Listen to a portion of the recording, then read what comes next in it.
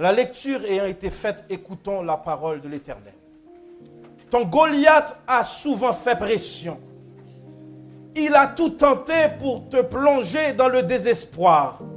Reprends-toi, tu sers le Dieu de gloire. Dans l'intensité du combat, fixe ses yeux sur lui et garde espoir. N'oublie jamais qu'en lui, tu as complète victoire. Quelle que soit la taille de ton Goliath, à Golgotha, Dieu a saisi son pouvoir. Je reprends. Ton Goliath a souvent fait pression. Il a tout tenté pour te plonger dans le désespoir. Reprends-toi, tu sers le Dieu de gloire. Dans l'intensité du combat, fixe tes yeux sur le roi de gloire et garde espoir. N'oublie jamais qu'en lui, tu as complète victoire. Quelle que soit la taille de ton Goliath, à Golgotha, Dieu a saisi son pouvoir. L'Éternel n'a pas choisi n'importe qui.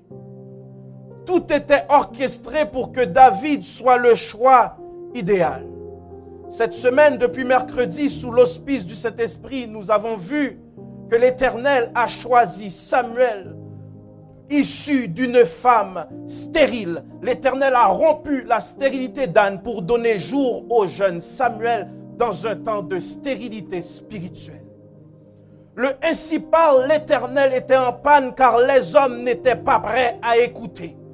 Et au deuxième message, nous avons vu que Samuel a été l'un des rares prophètes actifs dans une période d'inactivité prophétique. Deuxième message, nous avons remarqué que le peuple ayant été asservi pendant longtemps par des régimes monarchiques ont demandé à Samuel de rejeter la théocratie et avoir un régime monarchique. L'Éternel de dire à Samuel, écoute la voix du peuple, car ce n'est pas toi qu'il rejette, mais bien moi. Par sa volonté permissive, non pas sa volonté absolue, il a dit, nous allons donner à ce peuple un roi. Et ce roi, frères et sœurs, a été trouvé dans la personne de Saül, homme grand, homme vaillant, et son nom signifiant celui qu'on demande. On est là ensemble. Celui qu'on demande. Et David, Saül commença sa monarchie dans une humilité en disant, je suis un simple béjamite venant d'une famille pas très nantie. Mais si le début de son règne s'est fait dans l'humilité, la fin de son règne était d'une arrogance sans pareille. Et à la déchéance de sa royauté, l'Éternel va restaurer sa théocratie dans une démocratie en allant chercher le jeune David. Il va restaurer la théocratie qu'Israël a voulu abolir dans une monarchie venant de son cœur. Car si Saül était le cœur du peuple, David était selon le cœur de Dieu. Et l'Éternel va élever ce jeune David qui signifie être cher ou bien-aimé. Et voilà, frères et sœurs, nous aimons la vie de David, une vie riche. Aucun détail de sa vie nous a été caché. Nous tirons de nombreuses leçons de ses péripéties, de ces moments difficiles. Nous avons vu que David a donné un grand développement au culte, au protocole du culte qui avait été déposé par Moïse. Et David, sous l'auspice du Saint-Esprit, va emmener un grand développement. D'où nous avons plusieurs psaumes de David, un homme consacré, un homme séparé pour restaurer l'autorité du Dieu d'Israël parmi le peuple de Dieu. Et voilà, nous avons en David un homme qui a connu plusieurs moments difficiles. Quoique souvent cité pour ses déboires sexuels, il était un homme extrêmement discipliné sur le plan spirituel.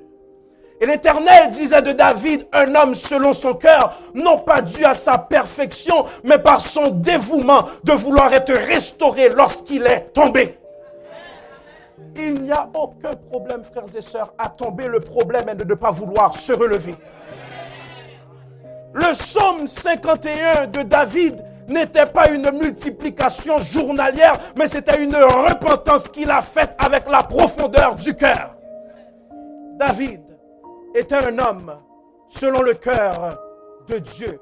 Ce récit de David, frères et sœurs, contre Goliath, nous a souvent été raconté d'une manière imagée, souvent facile de compréhension pour les enfants, souvent pris comme un dessin animé, mais qui a une profondeur bien plus grande que ce que nous pouvons imaginer. Israël était tenu en respect.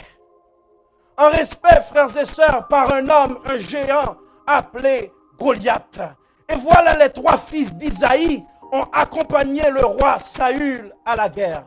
Eliab, premièrement, Abinadab et Shama.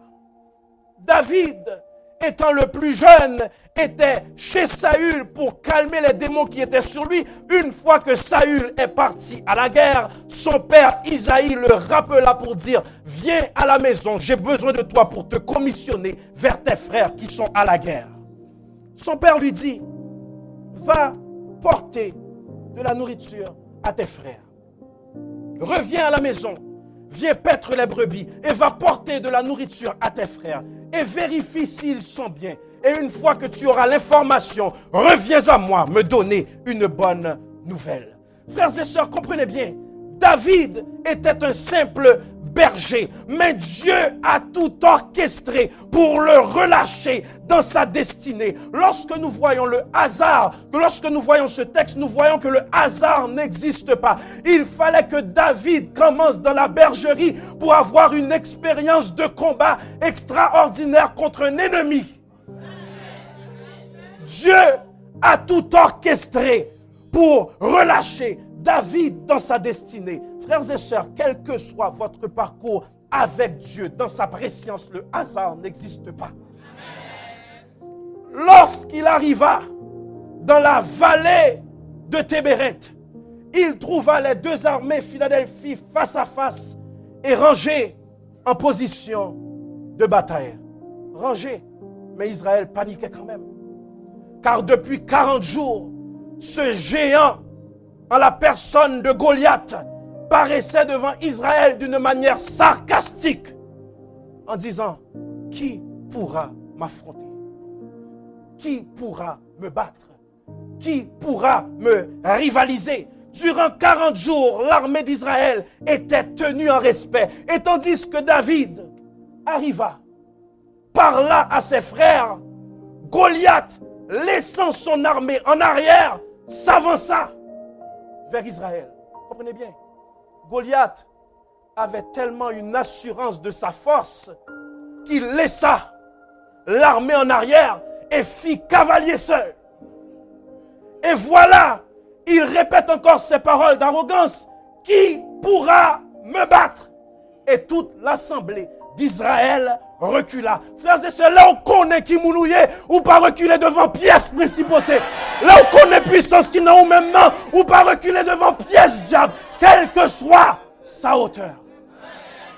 Tandis qu'Israël recula, le Saint-Esprit piqua la curiosité de David.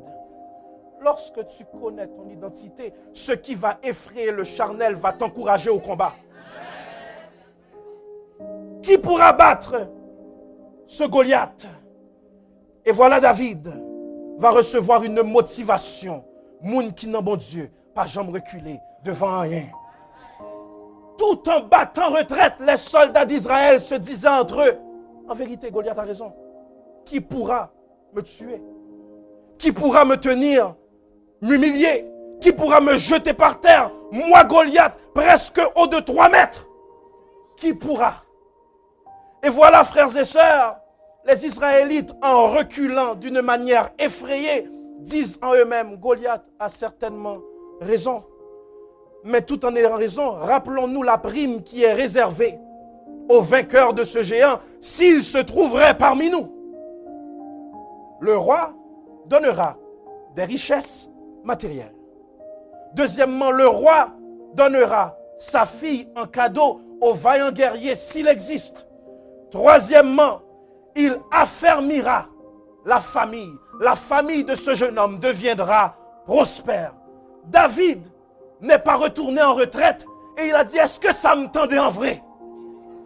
David s'informa sur la prime et sans être impressionné, il dit, qui est cet incirconcis qui n'est pas fils de l'alliance, qui n'est pas de l'Éternel, qui est de peuple étranger, qui est cet incirconcis pour insulter mon Dieu. Moun qui n'a bon Dieu, pas accepter pour un monde injurier mon Dieu là. On est là ensemble. Le serviteur de l'Éternel, lorsqu'il rentre dans un terrain, impose respect. De telle sorte que vous pouvez penser ça, vous voulez, oui, mais on va pas obliger Valer parce que là. Il impose respect. C'est nous-mêmes, oui, dans le dernier temps, ça nous remet rire à tout le monde. La personne passe ton Dieu en rigolade, tu ne le défends pas, ton coup pas de gain espérance. Moun bon Dieu, on pas quitter rien passé.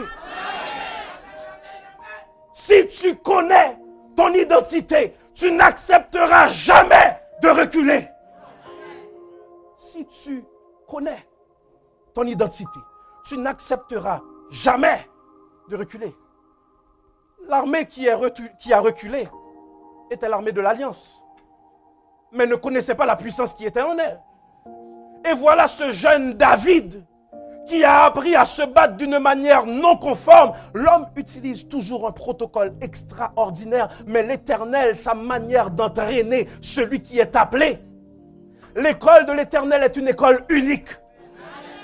David n'a pas appris à se battre comme les autres, et c'est dans son protocole non pas populaire que l'Éternel va humilier un géant.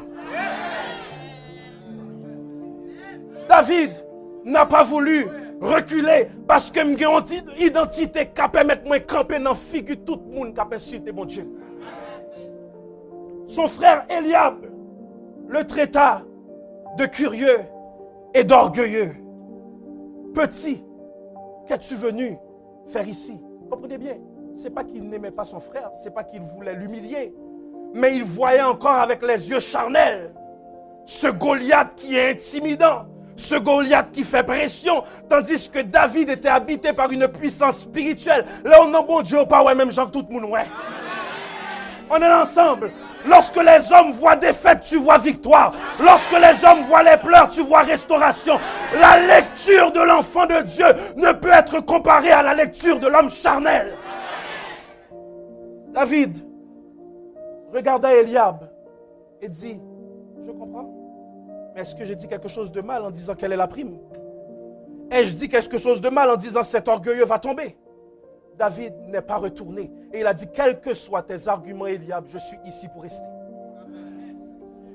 Retourne donc prendre soin des brebis. Pourtant, frères et sœurs, Israël, qui veut battre en retraite, n'était pas une armée inexpérimentée. La Bible nous fait savoir qu'ils avaient des hommes vaillants à leur tête. Saül, grand guerrier, dépassant tout le monde d'une tête, il a battu les Ammonites, il a gagné contre Amalek, il était un guerrier d'expérience. Jonathan, fils de Saül, homme expérimenté, homme habitué au combat. Abner, général très expérimenté, n'étant pas habitué à prendre pression, mais la donne a changé lorsque s'est présenté Goliath. Voilà, Goliath se tient et fait oublier à Israël son expérience de combat. Fait oublier à Israël le nombre d'ennemis qu'ils ont vaincus. Écoutez bien, Israël a combattu des milliers et voilà un seul homme. Ce n'était pas une question de l'armée des Philistins, n'habitué à gérer Philistins, mais il y a un Goliath. Une armée très puissante était maintenant tenue en respect par Goliath. Avant même de voir comment David a livré bataille, il est important, frères et sœurs, pour nous de comprendre que ce récit de David contre Goliath est bien plus qu'une simple histoire. Il y a une profonde portée messianique. David, frères et sœurs, est un type de Christ. Et Goliath était hanté d'une puissance démoniaque sans pareil. Attendez bien. Au-delà de ce combat est évoqué Jésus contre Satan. Suivez-moi bien. Au-delà de ce combat, David peut personnifier Jésus qui ne va pas reculer contre la croix. Portée messianique. David contre Goliath. Comparez ça à Jésus contre Satan. L'ennemi croyait vaincre, frères et sœurs, mais il a été vaincu par sa propre arme dans les deux histoires. C'est l'épée de Goliath qui lui a coupé la tête. C'est la croix que Satan voulait utiliser pour freiner l'Éternel, qui a été utilisé pour l'humilier. Frères et sœurs, lorsque vous êtes en Jésus, l'arme que l'ennemi présente contre vous, c'est même arme ça pral touyer. On est là ensemble. Je n'ai pas besoin d'une propre, je n'ai pas besoin d'une autre ressource, je n'ai pas besoin d'aide de quiconque, mais avec l'arme que tu te présentes, puissance qui n'a moi-même n'a racheté dans cette ceinture.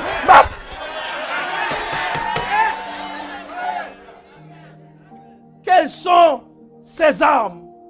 Goliath était fort avec son épée neuve, son épée qui n'arrive pas à être maniée par des costauds, mais lui était un géant. Et voilà que David, pour insulter celui qui a humilié Dieu, le Saint-Esprit, c'est pas David, non, le Saint-Esprit va trouver une habitation en David. Et il prend épée ça pour arracher sa tête et dire ainsi parle l'Éternel. C'est l'Éternel qui est. Satan pensait vaincre Jésus par la croix. Et remarquez bien, l'histoire commençait aussi avec une intimidation. Jésus à la croix, humilié par les Juifs. Les Romains se moquent de lui, étaient en train de le martyriser. Et lorsque Satan croyait qu'il était vainqueur, il y a un troisième jour, frères et sœurs. Il y a un troisième jour, frères et sœurs. Il y a un troisième jour. Pour toute période de déception, vient une période de restauration. Yon seul bagaille moi connaît. Faut que ça a changé. Pas décourager toujours. L'étape, prier. Parce que bagaille n'a pas prêté.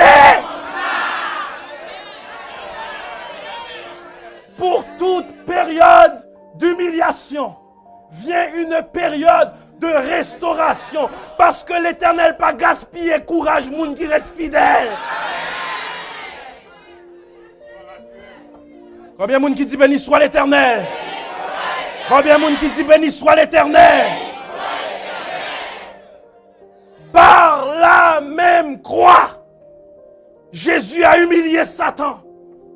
Frères et sœurs, lorsque Dieu ordonne votre délivrance, rien ne peut la bloquer. On est là ensemble, rentre ça dans ton esprit. Lorsque Dieu ordonne ta délivrance, rien ne peut la. Et ce que j'aime avec Dieu, ennemi en papa absent, il faut l'assister délivrance. On est là ensemble. La chose serait trop facile, faut le présent, pour bouge pas du tout. C'est l'Éternel qui est.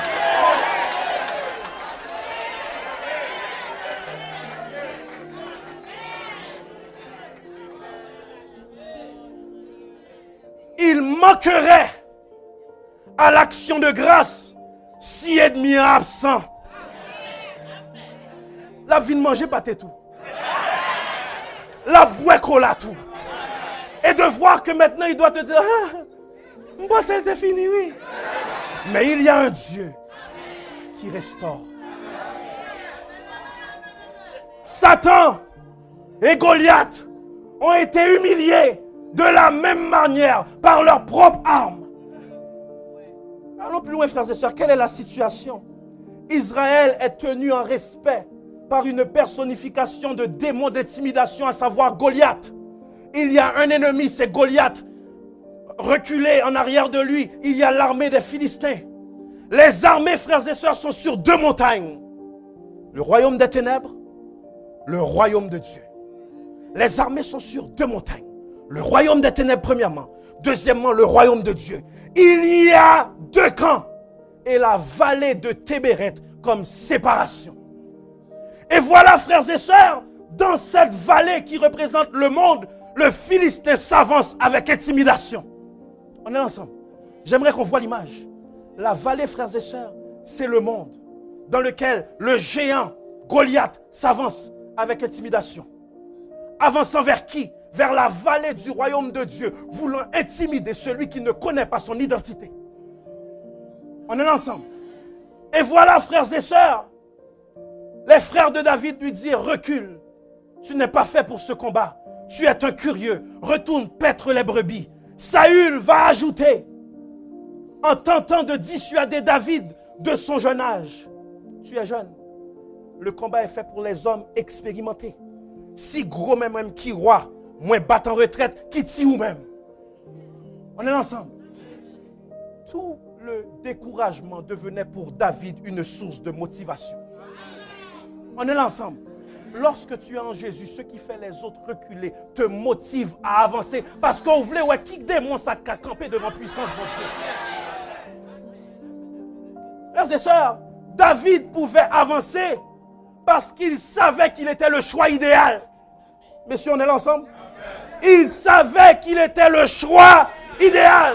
Parce que son onction ne lui a pas seulement été donnée en fonction de sa vocation, mais en fonction de sa consécration. On est là ensemble. Lorsque tu es en consécration, plus tu es en consécration, plus l'Éternel te donne des munitions spirituelles pour faire face aux démons. On est là ensemble. David était un homme d'une profonde consécration. Alors que les autres ne faisaient que s'exercer d'une manière physique, peut-être dans les gyms du temps. David, le combat n'était pas seulement physique, mais il était sur ses deux genoux. On est là ensemble. Attendez bien, ton intimidation est due à ton manque de consécration. On est là ensemble. Messieurs, est-ce qu'on est là ensemble? Mesdames, est-ce qu'on est là ensemble? Ton intimidation est due à ton manque de consécration. Très souvent, vous battez en retraite devant un ennemi visible et invisible parce qu'au Congo, la prière micro-ondes sont 5 minutes et pour finir. Mais celui qui est exercé aux jeunes, celui qui, lorsque toute la société regarde occupation double ou même être sous deux genoux, qui démontre qu'il y a une forte pression. Aujourd'hui, plusieurs dans le corps de Christ battent retraite. Parce que tandis que Pasteur Magofi est en consécration, ou même toute bagaille, c'est occupation double. C'est top modèle. Ou vient qu'on est personnage par force. Oh, Brooke, a quitté, Rite, sortez qu'on est.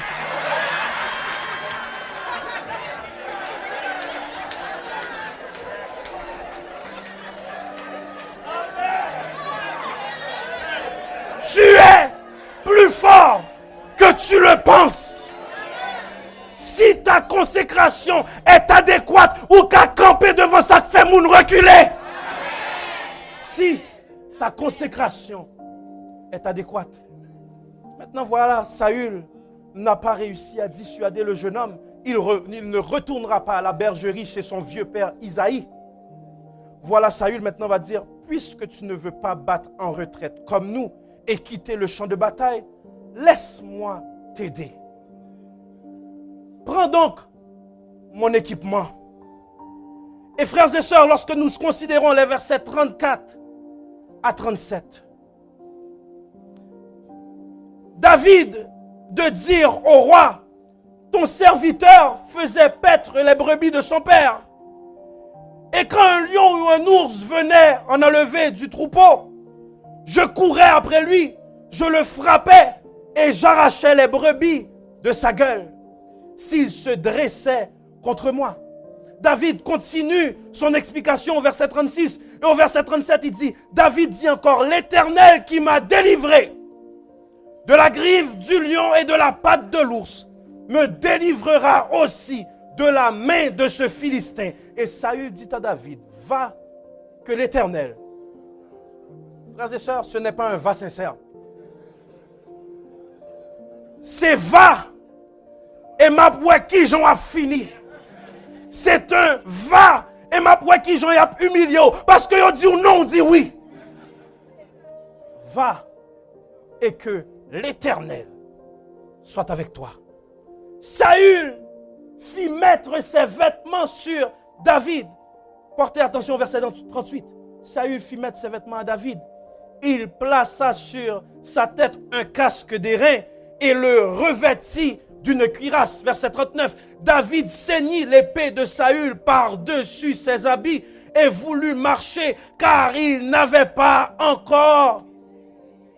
Frères et sœurs, dans vos épreuves, n'acceptez pas l'aide de n'importe qui. On est ensemble. Dans vos épreuves, n'acceptez pas la participation de n'importe qui. Parce que il y a des gens qui viennent aider, seul ça y attend, c'est pour nous citer dans le témoignage là.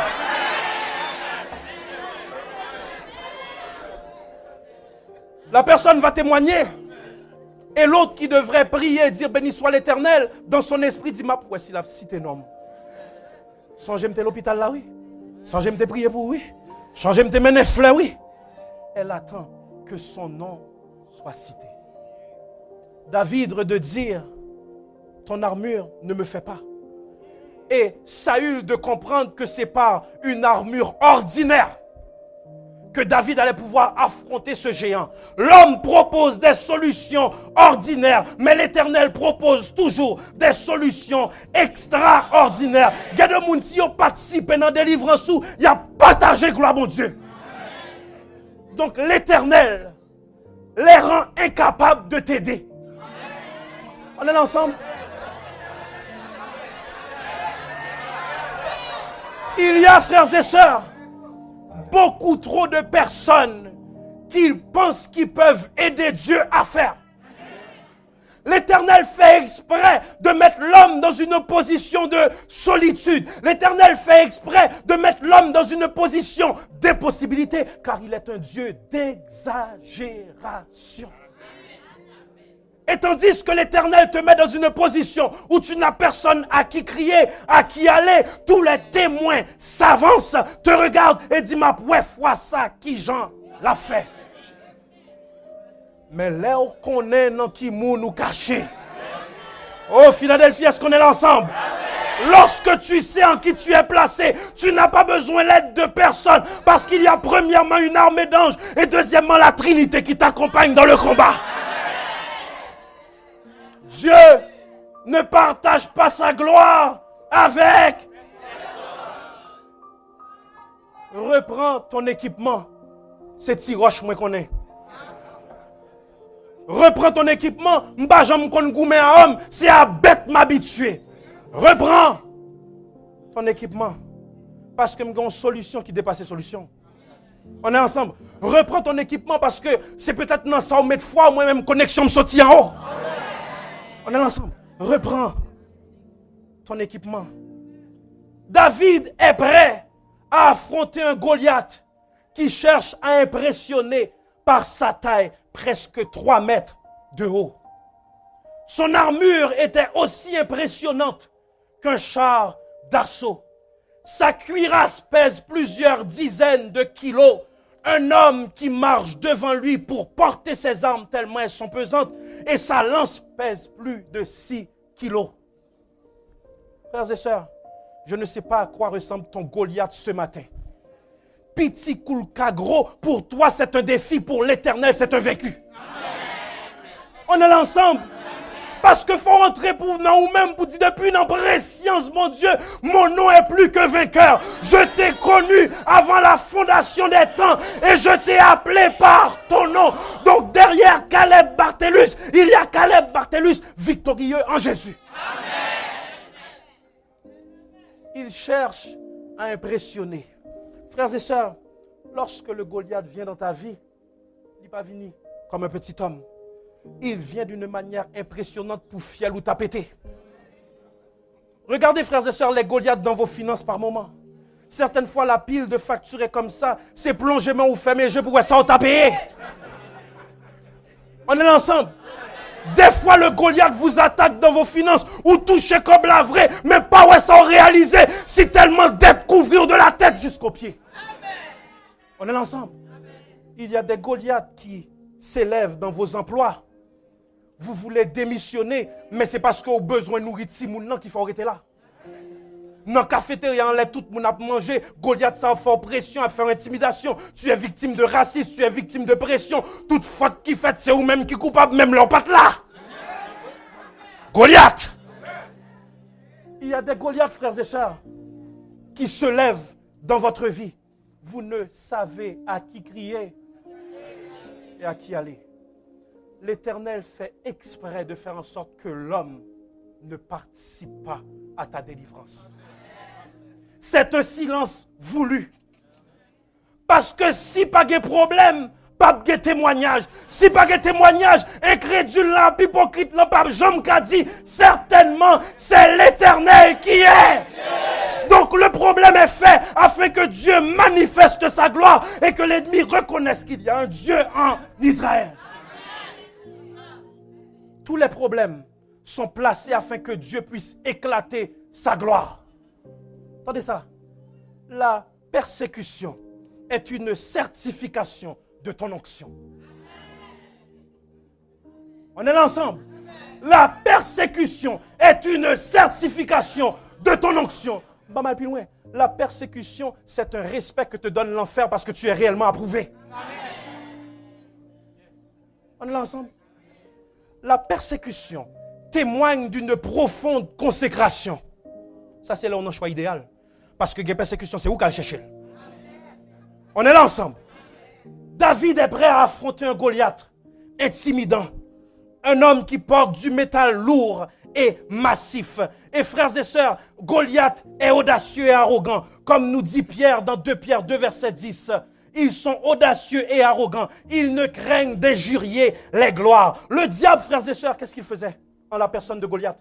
Remarquez bien, pendant 40 jours, Goliath n'a fait que parler. Attendez ça, pour intimider. Très souvent, le diable parle pour intimider, mais a peur d'entrer dans le ring car il se souvient de sa défaite à Golgotha. On est ensemble. Goliath n'a fait que parler, mais n'a jamais engagé combat. Fort souvent, le diable vient vous persécuter. C'est parler le cap parler. Il tombait déjà. Il vient parler. Il vient t'intimider. Il vient t'affoler, il vient te faire peur, et puis vous tombez dans le piège là, ou pas manger, ou tomber dans le piège là, alors que tu as dû ronfler, ou pas qu'à dormir, ou tomber dans le piège là, ou pas qu'à communion à marier encore, problème à gauche, problème à droite, tandis que ce Goliath, depuis notre préscience, bon Dieu prend le nom, coule, Rachel, frapper là.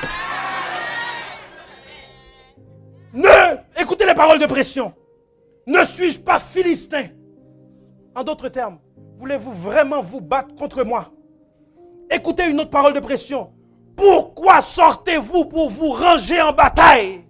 En d'autres termes, pourquoi venir dans une bataille qui est perdue d'avance? Écoutez les paroles d'intimidation. N'êtes-vous pas des esclaves du roi Saül? Donc, moins que rien, retournez chez vous. Très souvent, frères et sœurs, le diable vous intimide. N'aie pas peur d'entrer en combat parce que ce n'est ni par la force, ni par ta puissance, mais par... Combien de monde qui dit béni soit l'Éternel? Béni soit l'Éternel. Donc ces intimidations viennent dans un seul but, pour que vous oubliez la puissance de votre Dieu. L'intimidation vient pour voler votre adoration. Parce qu'une fois que l'adoration volée, ou pas qu'à rappeler de la fidélité de Dieu, parce que par définition, l'adoration, c'est dire qui Dieu est. Donc une fois qu'il vole ton adoration, tu cesses de dresser la biographie de Dieu. On est là ensemble. Et tu commences à contempler le problème.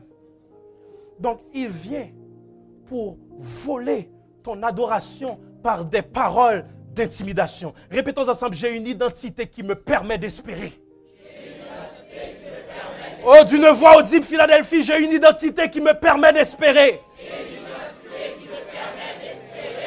N'êtes-vous pas des esclaves de Saül? N'êtes-vous pas des esclaves du Dieu invisible? Certaines fois, le diable vient. N'êtes-vous pas une simple sœur?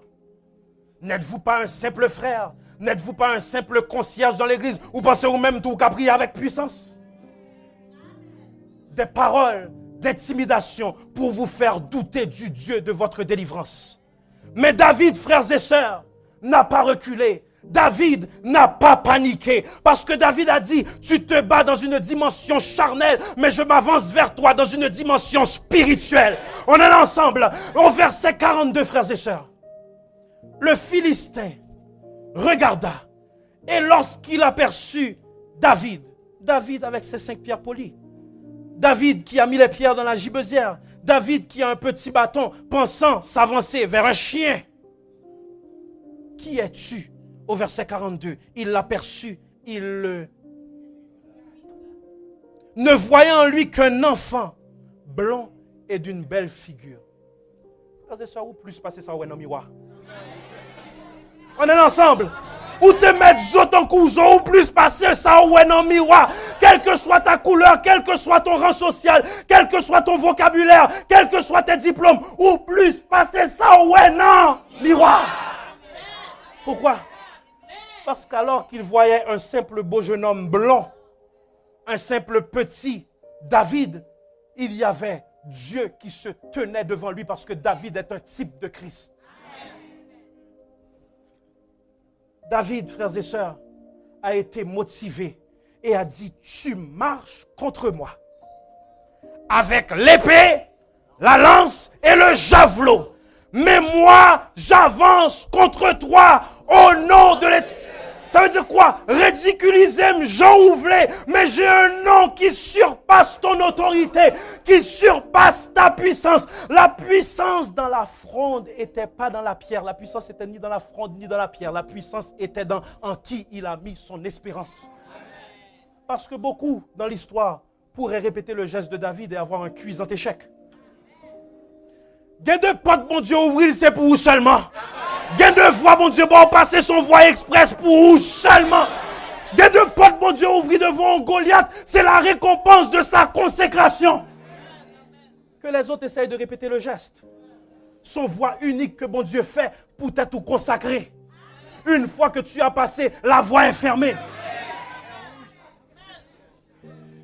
Tu avances contre moi avec l'épée, la lance et le javelot. Mais moi, j'avance contre toi au nom de l'Éternel des armées. David n'a pas avancé en un nom, parce qu'il y a plusieurs noms.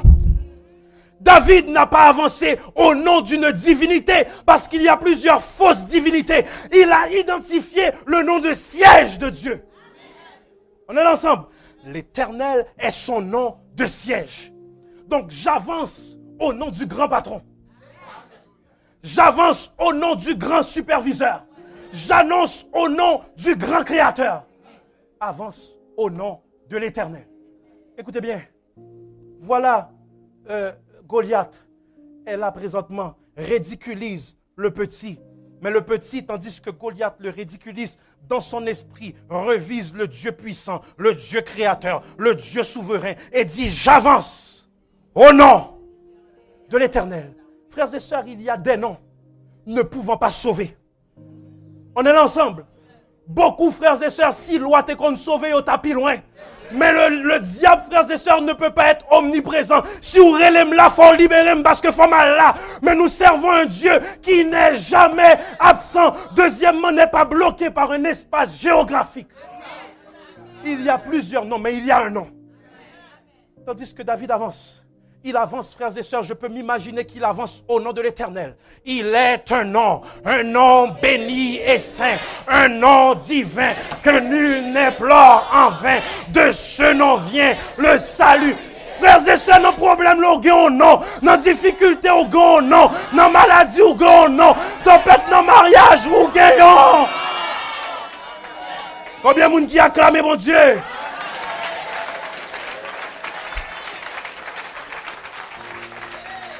David a reconnu qu'il a un nom qui surpasse la pression de ce géant. Et tandis qu'Israël reculait et a gâté spectacle de ce David qui sera dans quelques minutes anéanti, voilà David s'avance au nom et plein d'assurance. Frères et sœurs, plutôt perdu toute bagaille mais on conserve non ça. Plutôt perdu Kaila mais on conserve non ça. Plutôt perdu machine, non, mais on conserve, non ça. La vraie richesse, ce n'est pas Bill Gates qui l'a. La vraie richesse, ce n'est pas Mitt Romney. La vraie richesse, ce n'est pas Microsoft. Vraie richesse, dans ce qu'on connaît mon Dieu et il t'appelle par ton nom. On est là ensemble. On est là ensemble. La vraie richesse, c'est que tu connais le nom de Dieu et l'Éternel te connaît. Plutôt perdu toute bagaille, mais aucun bénon Jésus. Maintenant, regardez l'assurance de David, tandis que je conclus, frères et sœurs. Regardez l'assurance de David. Je conclus pour que vous puissiez être présents ce soir. On est là ensemble. Regardez l'assurance de David. Verset 48. J'aimerais que toute l'Église regarde le verset 48. Aussitôt que le Philistin se mit en mouvement pour marcher. Répétons ensemble, marcher. Quelqu'un crie marcher. Le Philistin, frères et sœurs, dans son assurance, dans son arrogance, marche vers David. Maintenant, remarquez bien la réponse de David à cette marche. David courut sur le champ de bataille à la rencontre du Philistin. Léocon qui mounouye, Léocon côté au campé, Léocon non bon Dieu là. C'est pas marcher ou marcher sous Goliath, c'est... Répétons ensemble, je cours, je cours, je cours.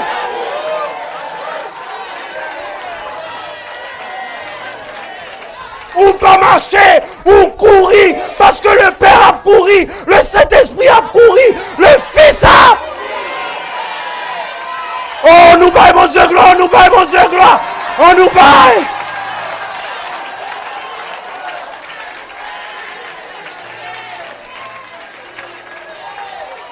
Écoutez ma voix. Philadelphie, là, on qui mounouye, qui t'aide ni en marcher avec arrogance. Contre presser le chemin, presser contre le chemin. Et puis dit qu'on y a on correspond. Au nom de Jésus. En avant, rapport de force. Montrez-moi ça épée en café. Montrez-moi ça javelot en café. Montrez-moi ça muraille en café. Et d'une seule pierre. En courant. Visualisez la pierre, frères et sœurs, qui a été amplifiée par la puissance d'en haut. Visualisez la pierre amplifiée par le Père, amplifiée par le Fils, amplifiée par le... Il n'a même pas eu à utiliser toutes les pierres. Une seule pierre. Au nom de Jésus, Goliath tombe.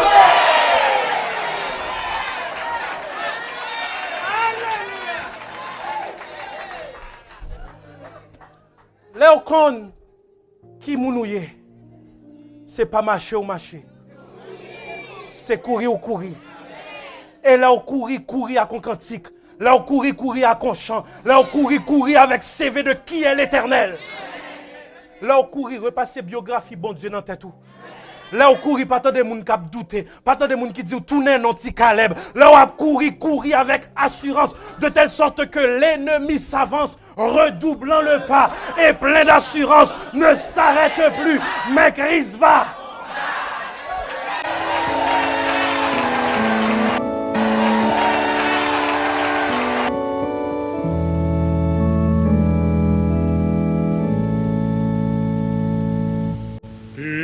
Je voudrais te guérir, j'ai vu tes larmes, ta souffrance, mais pour avoir la délivrance, il faut apprendre